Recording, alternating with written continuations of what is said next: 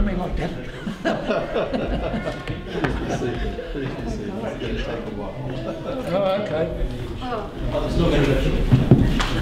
Ladies and gentlemen, on behalf of Jenolan Caves Historical and Preservation Society, I'd like to welcome you all to the proceedings this morning. My name's Arthur Gray and I'm the Society's President. I'd like to welcome Ron Whalan and his sister Ruth Liccardo. Hollis Liccardo.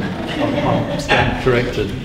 Ruth Hollis Liccardo, and also Angelo Liccardo over there. Also like to welcome the Harmon people who are here this morning. Yvonne there, nice to see you.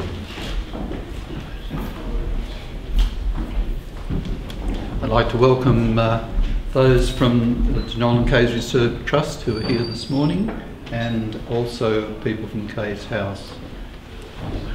I'd also like to acknowledge the ancient relationship that the Gundagara Aboriginal tribe had with this Jenolan Caves area.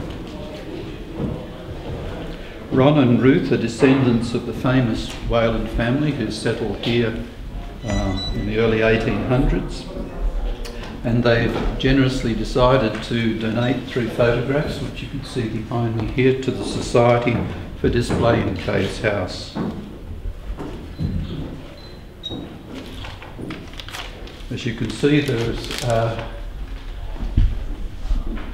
one on the left here is the general store, which Horatio Whalan operated up at the top of the 2 Mile, and I believe it's still standing. Still there.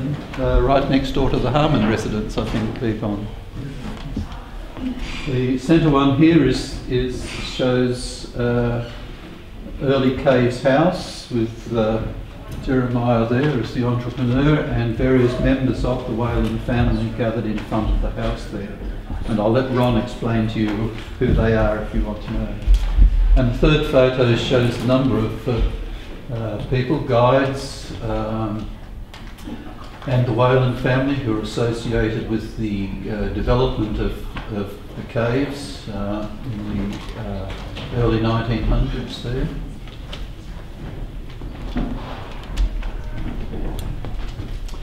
I'd like to thank all of those who have brought this handover to fruition. I'd like to thank Ron and Ruth, of course, for their generosity.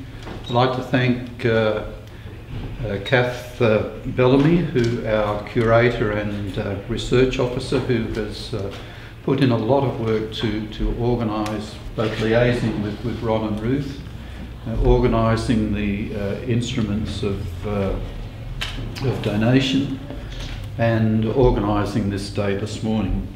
Also like to thank Jenny for her contributions, and lastly I'd like to thank the trustees of J Chaps who have accepted this donation on behalf of the Society, and those trustees, for those who know Jenolan Caves, are Janet McFarlane, who's the great-granddaughter of Jeremiah Wilson, John Cully, a former senior guide here, and just got a mental block, John Callaghan, of course, who was also a well-known guide here and recently retired. So Ron, and not just yet. Not just yet. It's almost now. But I must say, before we do, we've got another guest to welcome this morning, and he's here right now. I can make my way through here. Thank you, Mr. President. Thank you. It gives me great pleasure to return here. There's many a happy hour I spent in these caves, in these rooms here. As you know, I was chief guide for nearly 30 years, and I came here in 1885. And if you don't recognise me, of course, my name is Lost Wybird. Now, when I came as a young man, I was very familiar with the Whalan family and held them in great esteem, great affection. And because their discovery of the caves in pursuit of the ruffian McEwen, who my predecessor, Jerry, over here, and here described as an unhung rogue, led to the discovery of these fine caverns, which have given joy and pleasure to many, many, many, many thousands over the years. Now, the fine achievements of the Whalan family in promoting Oberon as a fine town, I recognise too. Oberon, King of the Fairies. So I chose to declare one of my finest discoveries, the Ribbon Cave, the Elfin Ramble, another fine discovery, Oberon's Grotto. And I would like to pay tribute to the fine people gathered here today, your great family, in remembering that link between the Whalan family and Oberon's Grotto, Oberon and the Elfin Ramble. And I thank you all for being here today. Thank you.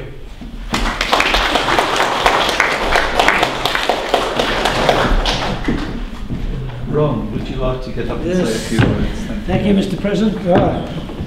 Ladies and gentlemen, accustomed as I am to public speaking, I'm still no good at it, but I'll try to do the best I can. Excuse me, for a minute, I'll pick something up. Ruth and I spoke about these three photographs that are hanging up there quite a number of times and said affect what's going to happen to them when we're not here anymore. We have children, of course, who are quite prepared to take the photographs, but that's not the end of the story, because whilst they would have looked after them, you've got to think of the second generation, the third generation, the fourth generation. By the time you get to that, they look at these and they say, who are these old gooses? Half of them probably have forgotten who they are. No one's explained it to them.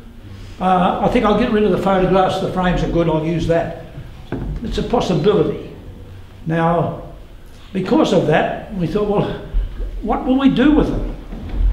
It's the Whalan family. It's not the people who were involved in the discovery, Charles and his brother James. It was their brother in these photos in the main.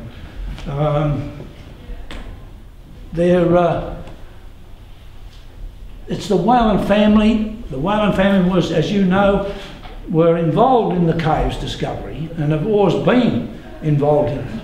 For instance, my great-grandfather, who's a silly old goose sitting on the end there of the middle photograph, he made a lot of the steel ladders that are in the caves that they used to use to climb to certain levels of the caves. A lot of them are gone now, but he made a lot of those steel ladders. They helped with the road down from the hill. They did a lot of the path work in the caves.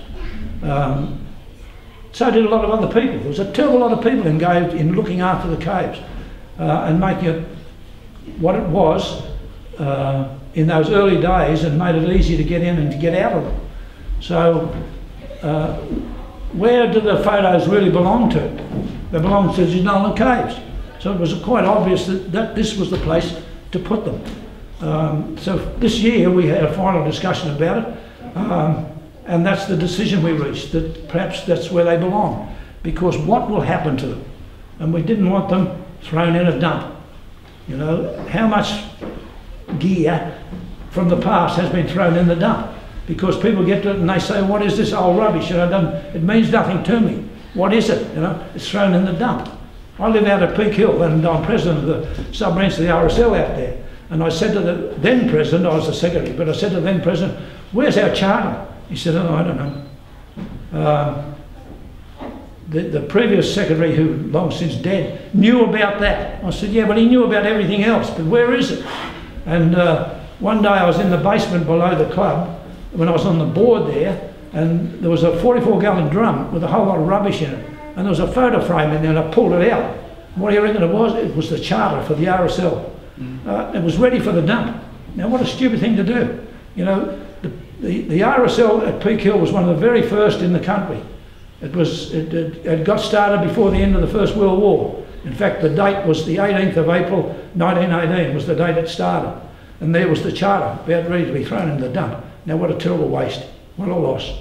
But anyway, I saved it, and it's hanging back in the club. So the same thing happens here. Let's not lose our history, because that's what it is. Monetary, I don't know, dollars and cents, what are they worth? To a collector, They may be worth quite a bit of money, but to us it's family, it's historical. That's the main thing. It belongs to the caves. For instance, I've got something here that I'll show you. When you talk about value, this is a reference. It was written by Lachlan Macquarie with a quill, right? Belonged to Sergeant Charles Whalan, the father of those guys who found the caves. It's a beautiful reference. I showed it to a guy in Parramatta, I was talking to him about it, and he buys this sort of articles and then he hawks them, you know, he sells them in sales around the place. There are people around who love to get hold of this sort of stuff. They pay big money for it. And off the top of his head he said, "Do you want to sell it?" I said, "No, it's a family heirloom." But he said, "I'll give you $10,000 for it." Now that was 40 years ago. So what's it worth now? He rang me up 3 months later and he said, "Have you made a decision about selling it?" I said, "I'm not going to sell it." He said, "Well, I've got a buyer for it, he'll give you $14,000 for it." But he's prepared to go to $20,000.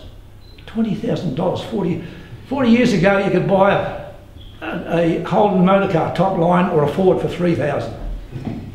Now, somewhere down the track, I had the original.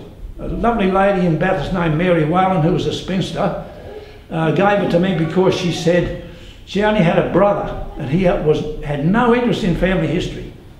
And this is a prime example of what happens. She said, "What am I going to do with it? There's no one to leave it to. Would you like to have it?" Well, I didn't jump out of my shoes grabbing it. But then when I thought about it later, after that big offer was made to me, I thought, who does it belong to? Does it belong to the oldest son of the oldest son of the oldest son? Who's he anyway? And even if you found him, will he look after it? What will he do with it? Will he eventually sell it because it's a lot of money? Who ends up with it? It'll be someone other than a Whalan for sure.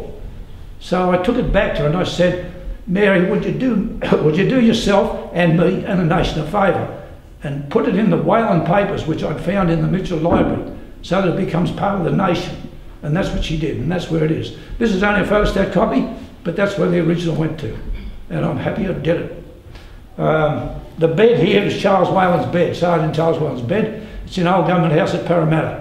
The photograph of the uniform here I reconstructed Sergeant Charles Whalan's 73rd Regiment uniform, which was Macquarie's regiment, for a Whalan reunion at Old Government House, Parramatta, in about 1973 or something. And I gave it to Old Government House. This photograph actually was taken here at Jenolan in the Grand Arch. So I just mention all this to show you the value of something. Now, I don't know what the value of these paintings are. It's up to whoever wants the photographs. But thankfully, no one will get hold of them. They now belong to the Jenolan Caves Historical Society, and therefore the Jenolan Caves. And I'm assuming that the Jenolan Caves are not going to disappear in the next 1,000 years, so the photographs are always going to be here. You know, there's a little bit of nostalgia with Ruth and I in getting rid of the photographs. Because you walked into Ruth's house, it's the first thing you saw in the dining room. They became great conversation pieces. And when I walk in that house now, I'm going to wonder where the photos are. It's just one of those things that it's going to take me some while to get used to them not being there. What are you going to put there in their place? Who knows? Well, no doubt she'll put something up there. Photographing my brother-in-law over there, Angela. But anyway, it's just one of those things that had to be done. And although we're sort of sorry to see them go, we're very, very happy in the knowledge that they've gone to an organisation who are going to look after them, going to preserve them, and they'll be there forever. And a great reference point for people who want to do research, perhaps, and certainly a great thing for future generations, people who visit Jenolan Caves. Who are these people? Well, there'll be people around to explain who they are and where they came from and what they're doing there. So we're quite happy, even though it's, as I said, we feel a little bit nostalgic about giving them up. But what can you do? I think we're doing the right thing. I hope we're doing the right thing.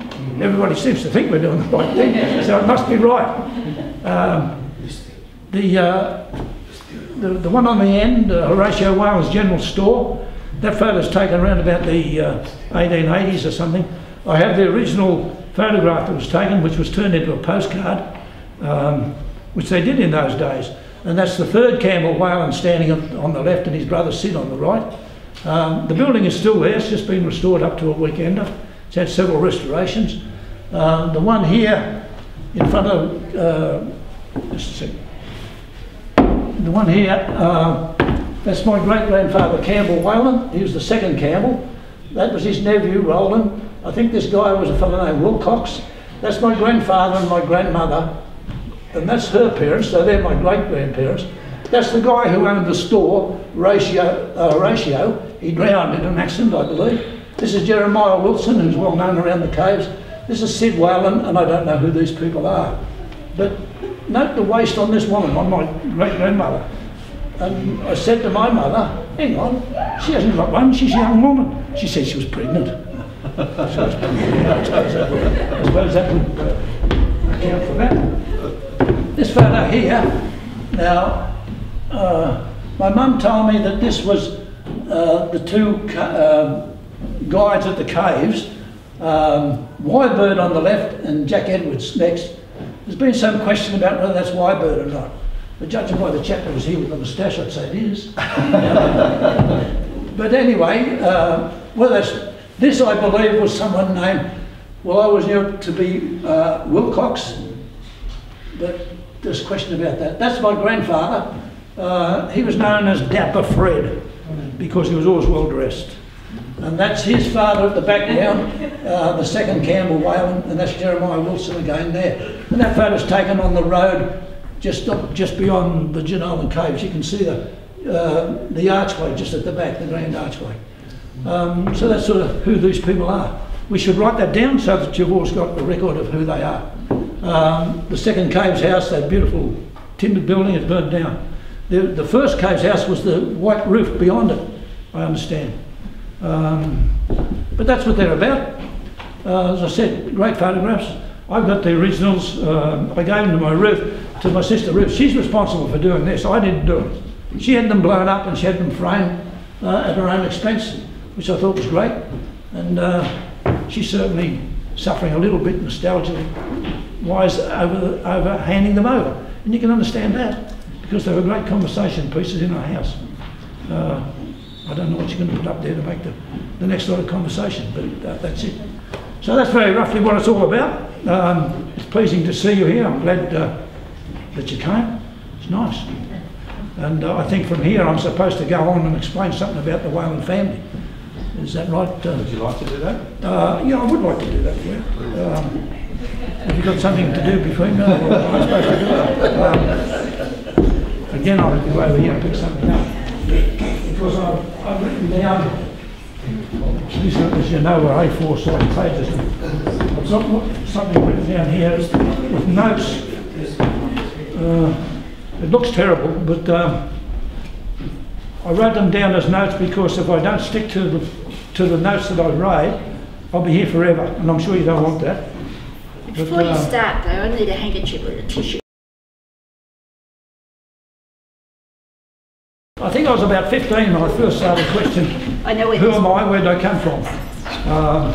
I'm not Aborigine, so therefore I had to have come from an Anglo-Saxon type country, supposedly.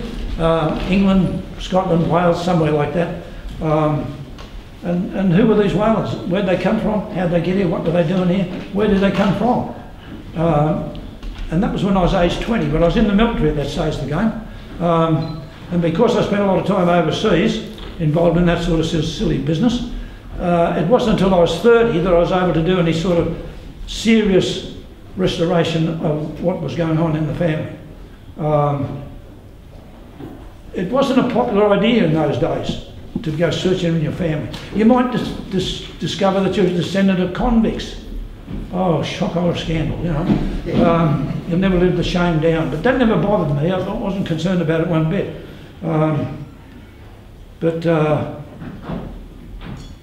the Whalans who discovered the cave, James and Charles, I always knew as a kid that they were relatives of mine, but I never knew. I was living out in Oban. I never knew what the relationship was, and no one ever seemed to be able to explain it to me. As I said, it wasn't until I was 30 that I was able to start doing some research. And did we come from convicts? I knew that down in the Mitchell Library there is convict indents. So I thought, well, that's a good point to start anyway. And I went down there and I got a reader's ticket from the Mitchell Library, which gave me authority to get to some of the documents. There were no computers in those days, of course. You had to do all the hard slog yourself. And I went through all the convict indents of the First Fleet, no Whalans. I went through all the convict indents of the Second Fleet, there were no Whalans. I was getting despondent by this stage of the game. But then I started on the Third Fleet, and I found a guy named Charles Whalan, W-A-Y-L-A-N-D. Now I get mail addressed to me like that even today. I've had mail addressed to me as W-A-I-L-I-N-G. During my research I found there were 27 different ways to spell Whalan. Some of it English, some of it Irish, some of it Norman, Viking. But I cross-referenced this guy who came on the Albemarle, arrived on the 13th of October 1791. And he was born in the parish of St Clement's, London, in 1778. He was convicted at the 9th session of Liberty for Westminster, and he was transported to Australia in 1791 on 7 years transportation. Now I took that information and I checked it against the card system in the Mitchell Library, which is a marvellous system. And there were no Whalan, W-Y-L-A-N-D, but there was a W-H-A-L-A-N. And the corresponding information about birthplace and trials and ships that he came on fitted the same guy. So I knew that the W-Y-L-A-N-D was a mistake, you know. That's what it sounded like to the guy who was writing it in the indents, I figured. So W-H-A-L-A-N was the man I was looking for. And that's who it was. And I cross-referenced that information to the census of 1811. I think the other census was 1820. And the same information came up. It was the same guy, born the same place, tried at the same time, sentenced on the same ship, arrived in Australia 1791. Now, about 2 weeks, I think, out from Spithead, where the ship sailed in March in 1791, there were some members of the community of the convicts who mutinied and attempted to take the ship. And they were going to sail to America and seek political asylum. Thank God that failed. And as a result of that, the convicts on the board the Albemarle weren't allowed up on deck because the captain was now afraid there was going to be another mutiny. So they were locked in the prison below. And it was down there that fever started to strike them. And as a result of that, 32 of those convicts died before the ship got to Sydney. It was the worst death ship on the entire transport system. Terrible. They all died from all this terrible fever that they were suffering. But Charles Whalan wasn't one of them. He landed in Sydney on the second, 2 days before his 19th birthday. He worked in the commissary stores. He was an educated man. He could read and write, which most people couldn't do. He was discharged. He only did a very short period of his convict time. He spent 3 years in Newgate Prison, I think, before he came out here. He was given his freedom after about a year, and he joined the New South Wales Corps in 1793. And the governor of the day, Hunter, snatched him up as his confidential orderly because he was educated. He could read and write. So he was a very important part of the community. From there, he went on Hunter King below Macquarie. He was the confidential orderly and the personal bodyguard of those governors. He married a woman named Elizabeth Berry in 1804. Elizabeth was also a convict. She was transported for 7 years. It was only recently that I found out the original crime that I saw for her was that she committed an un-Christian attitude, and I thought, hell, if that law was in today, we'd all be in prison. But anyway, she was a maid at Old Government House at Parramatta, and that's where Charles Whalan worked. He operated out of there. They got married in 1804, and they lived in a de facto relationship, mainly because it was a difficult thing to get a minister to marry you. And it wasn't until Macquarie came in 1810, he saw all these de facto relationships, and he said, this is no good, you've all got to get married. And Charles and Elizabeth were finally married in 1810. A prime example of that was not having a minister to marry her was their brother, John John McLean Whalan, him and his wife were married on Christmas Day. Just happened to be Christmas Day when he got married, because of the convenience of the minister at the time. They had, their first child was Mary. She was born in 1804. James, the guy from the caves, he was born in 1806. Mary married a guy named Cunningham. James married Lydia Dargan.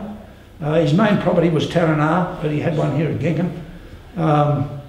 Then followed Charles, who was born in 1811, and he married Elizabeth Harper, a Welsh woman, free settler. Then there was, after that, there was Sarah. Sarah married Captain John Morris, who was in charge of the Parramatta steam packets that ran from Parramatta up and down the Parramatta River. He died young, which is another story. But then there was Macquarie, named after the governor. He only lived to be 4, he died. Then there was Campbell, my great-great-grandfather, and Ruth's.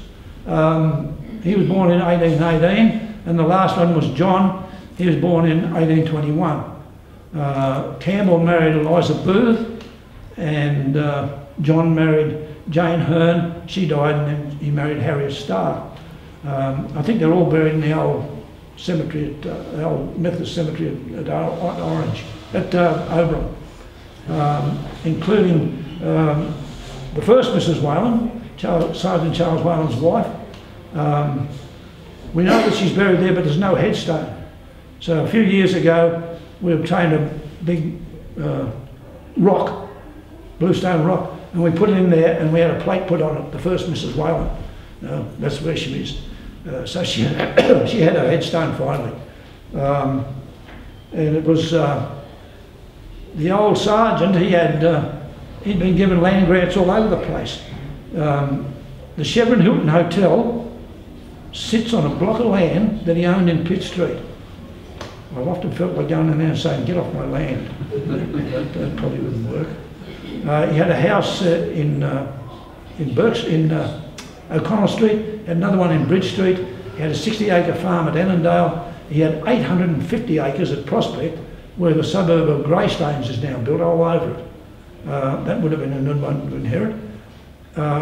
James applied for a grant of land when he was 16 to Macquarie. Macquarie gave him 300 acres at Mount Druitt, and it's now the suburb of Whalan. And then a lot of land grants were granted around Oberon, Bathurst, Taranah, those places. And this is what all the boys came up here. Charles came first and established the Glendora estate there at Oberon, followed by James. His main station was at Taranah. I think he had one at Edith and one at Hazel Grove. And then when the old sergeant died, he was buried in a vault at Parramatta Cemetery, St John's, Parramatta. And I'd been around searching for his vault, all sorts of places, old cemeteries. And I finally got to that cemetery, it was the last one. And if this room was the cemetery, I walked through the gate and I started in that corner down there. And I searched every grave up and down. It took me, I think, 7 weekends in a row, up and down, and it was overgrown. And I finally found his vault. But where was it? Just here near the gate where I walked in. I couldn't believe it. But anyway, that vault now holds about 9 different people of the family, including Charles Whalan, the younger Charles Whalan, and his wife.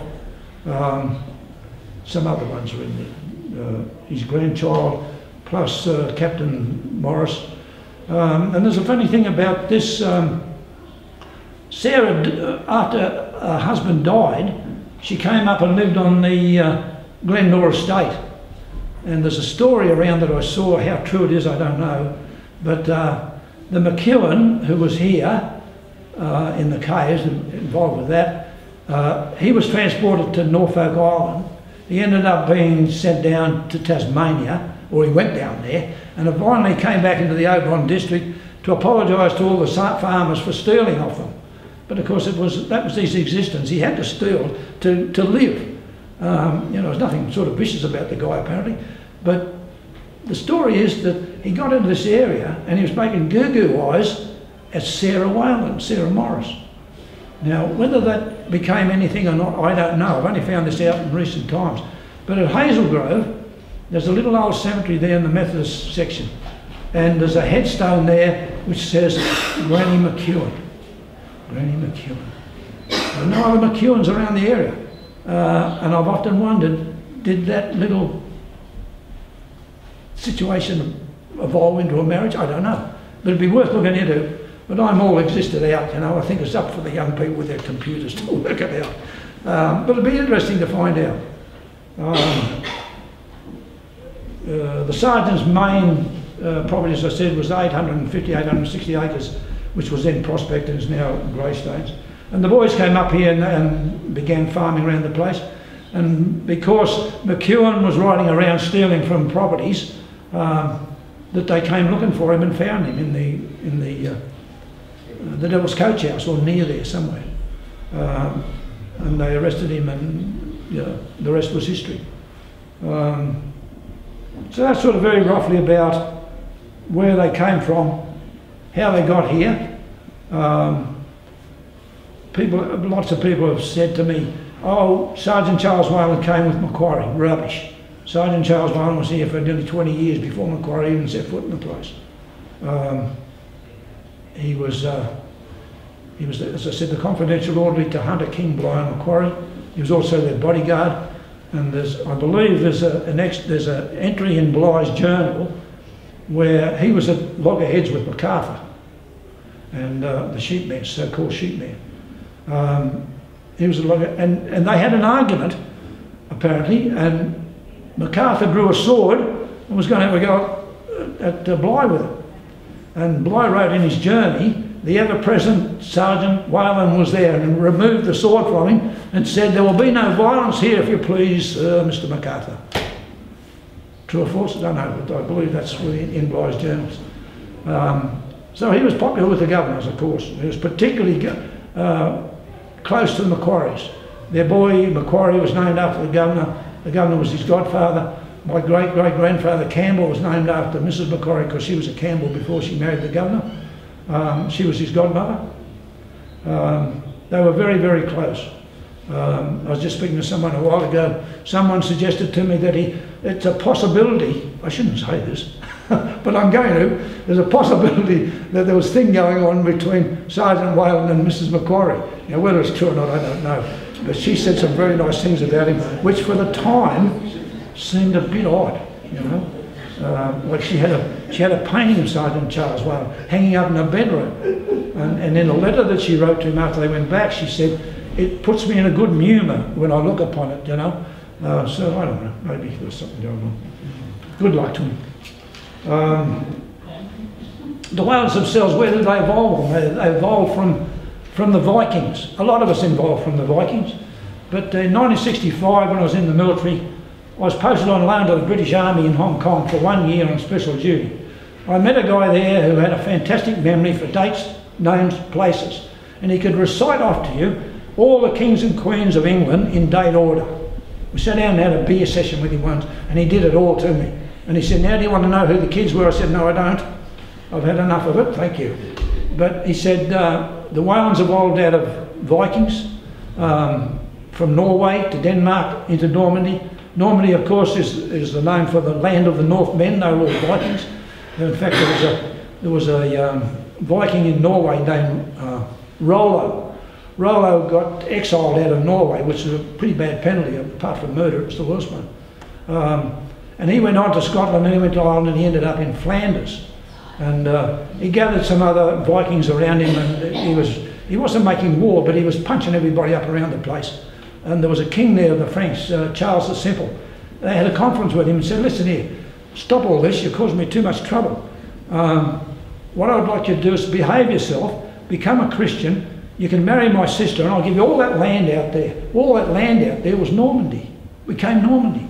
Because to consolidate his position, Rollo, being pretty wise, I don't know whether he wanted that wife or not, I don't know if he would have understood the religion, but he accepted all that, and he brought heaps of Vikings into Normandy to consolidate his position. And a lot of them came from Denmark. And one of them from Denmark was a guy named Whale, and it was spelled W-A-H-L, which was a Viking spelling of the big fish, the whale.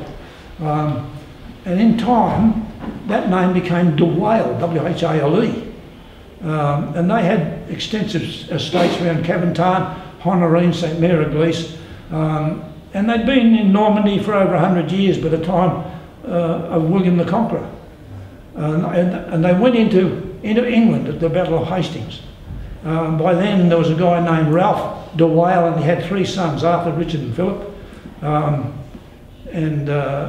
William the Conqueror wouldn't allow them to hold big estates in England, because to hold big estates you needed big armies, and he was afraid of revolt.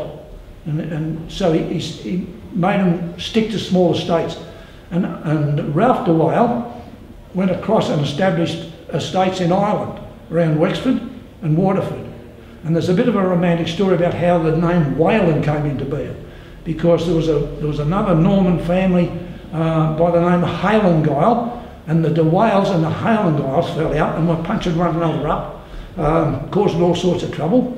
And apparently William the Conqueror said, look, we've got enough trouble trying to keep the English and behave. I can't have my barons knocking one another about. You, Arthur de Whalen, you've been making eyes at this Dorothea Halengile, go marry her, and when you do, take the W of your name and put it in front of Halengile, so you become Whalengile. Simple as that. So I believe. This is in this dossier I got. And it only took about 1 generation for the guile to get chopped off. And they were therefore beginning to know as Whalan, with an E in it, W-H-A-L-E-N. And today it's generally accepted that if you've got E's in your name with Whalan, you're Irish, and if you've got A's in them, you're English. Because when the guy that went to Ireland and set the estates up there, he had 5 sons, one of whom was Delmer. And Delmer came back to the Atoxa estates in northwest England that the Wales had then. And from then on, the name Whalan came into fairly constant use. But I think I found 27 different ways to spell Whalan. And one of them, the Phelan, F-E-L-A-N, and the P-H-L-A-N, are Irish systems of spelling Whalan. But there's also another part which says O'Phaelan, which is a bit of a jawbreaker, but in the Irish language it means Whalan. Same thing. But and so that's sort of how the name came into being. So down through the centuries it became Whalan. There were all sorts of people in it. Towards the end they became in the shipping industry. Charles Whalan's father, I think he was an engineer, a surveyor of some kind. And that's why I guess Charles was educated. And it's why he survived the horrors of Newgate prison, because his father had money. And if you had money, you were looked after. If you had no money, then you lived with the rats. So it all survived that way. And as I said, got transported. Originally, when I made an investigation about it, they said they didn't have the records. They were destroyed in the Blitz. Well, that was just an excuse. I found out later. They didn't want you to know that your ancestors had been transported, as they were convicts. They were just trying to be nice to us. And then later I found out he was arrested for poaching. And then later again I found out it really was about throwing stones off a bridge into a canal where he could stun fish. I suppose that's poaching. It looked like it. And he's 14 at the time. So, I mean, kids do that even today. Except they've gone up a scale. They now throw them off bridges onto cars. Bad luck. But anyway, Ron, thanks very much for all of that, but I think we've got to get... Okay, that's fine. Well, it just about gets to the end of it. Okay. That's just a rough story about it. Right. Hope you enjoyed it. So, if you feel embarrassed about that you're a convict descendant, don't. Because, the one thing the British did for us was transport Charles Whalan to Australia. Wasn't it, eh, when you think about it? Right. Greatest country on earth. Yes. Ron, can I say on behalf of the Society and everybody here, I'd like to thank you very much, you and Ruth, for the gifts that you've donated to us. No worries, we're pleased to do it. And for being here and sharing with us where it's all come from. Great stuff. Thank you, Mr. Gibson. Thank you. And we're going to we have now to actually sign the instruments of donation. Okay. Yes. Right. So if you'd like to come forward. Yeah, And But these turn up sign them over. Yes. We can't do anything about Yes. it. And now the receipt, and I'll sign it as received.